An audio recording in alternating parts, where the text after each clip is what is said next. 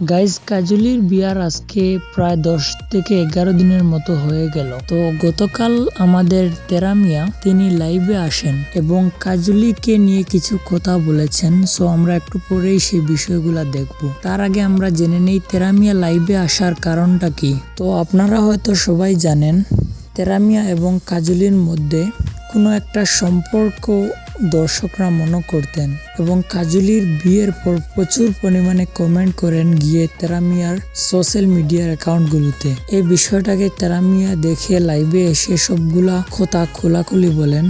আর তিনি দর্শকদেরকে উদ্দেশ্য করে আরেকটি কথা বলেন, সেটি হলো ওনার মেয়ের বয়সী হলো কাজলি, তেরামিয়ার মেয়ের বয়সী হলো কাজলি। সো চলুন তাহলে আমরা প্রথমে সম্পূর্ণ ভিডিওটা দেখে আসি। আপনারা জানেন গত 14 জুলাই এন্নি শুভা নাট্য চরিত্রে কাজলি নামে যে পরিচিত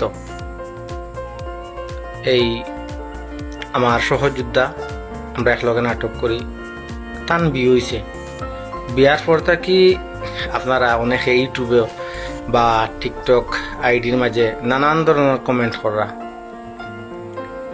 আমরা এক ধরনের পরিচিত আপনার মায়ার সুবাদে সম্পূর্ণ অবদান আপনারা আমরা মায়া করুন দেখে, আমরা নাটক দেখুন দেখিয়া এই আমরা কিছুটা পরিচিত লাভ করছি।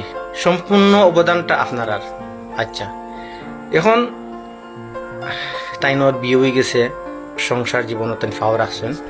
আপনারা এই ধরনের যে ধরনের কমেন্ট মন্তব্য করা আসলে মনে হয় ঠিক না। একটু বিবেচনার দৃষ্টিতে আপনারা দেখবা। পুরানা গানের উপরে আপনারা আমার জেলা পুরানা যে এই গান হল দিয়ে আমি টিকটক বানাইছি, ওগুলো গিয়ে আপনারা কমেন্ট করা আমি আমরা একটা সম্পর্ক আছে ও ধরনের কিছু আপনারা বুঝাইরা।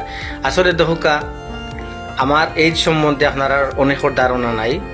আমি 2005 বিবাহ করছি। আমি 3 সন্তানের জনক।